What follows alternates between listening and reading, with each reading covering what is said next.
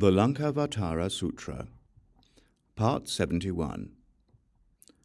Mahāmati once more asked, "The Bhagavan has said knowledge is not obtained from an objectified world because it would consist in nothing more than the assertion of projections. Since a projection that can be grasped does not exist, nor does the one who grasps, grasping does not occur. Thus, knowledge does not arise, only the names of projections." But how is it, Bhagavan?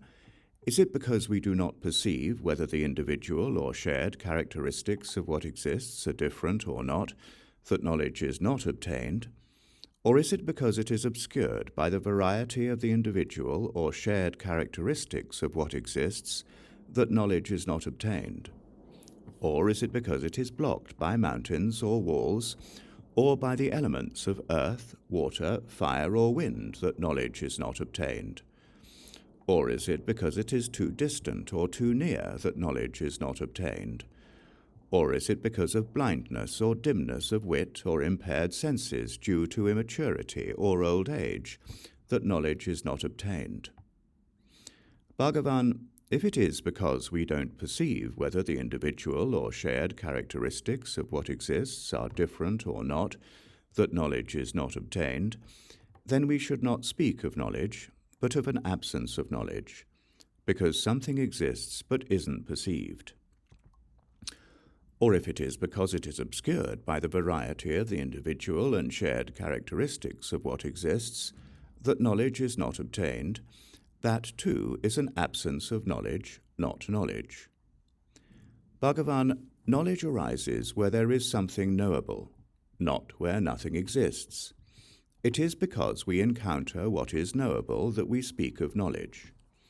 If it is because it is blocked by mountains or walls, or by the elements of earth, water, fire, or wind, or because it is too distant or too close, or because of blindness or dimness of wit or impaired senses due to immaturity or old age, that knowledge is not obtained, that too is not knowledge, but an absence of knowledge, because something exists but cannot be perceived. The Buddha told Mahāmati, "It is not so. The absence of knowledge is knowledge, not no knowledge. I am not concealing anything when I say that knowledge is not obtained from an objectified world, because it would consist in nothing but the assertion of projections.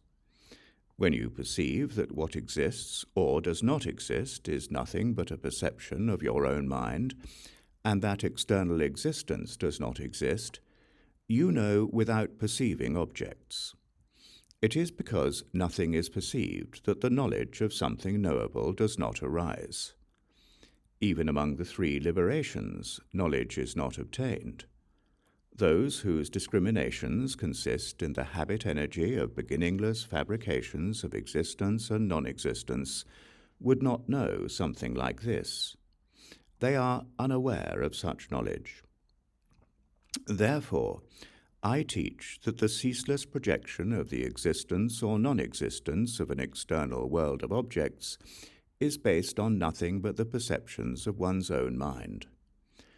But because beings are attached to grasping the characteristics of a self and what belongs to a self, they do not perceive that these are nothing but perceptions of their own minds, and give rise instead to projections of knowledge and something knowable. Because of such projections, they are unable to ascertain the existence or non-existence of anything external and base themselves on nihilistic views." The Bhagavan then repeated the meaning of this in verse. "There is an objectified world beyond the reach of knowledge, and the absence of knowledge isn't knowledge. This is what those who imagine things say. Something exists without distinctions, beyond the reach of knowledge, too near, too far, or somehow obstructed. This I call false knowledge. Among the young, the old, or impaired, knowledge doesn't arise, yet something exists as knowable. This, too, I call false knowledge."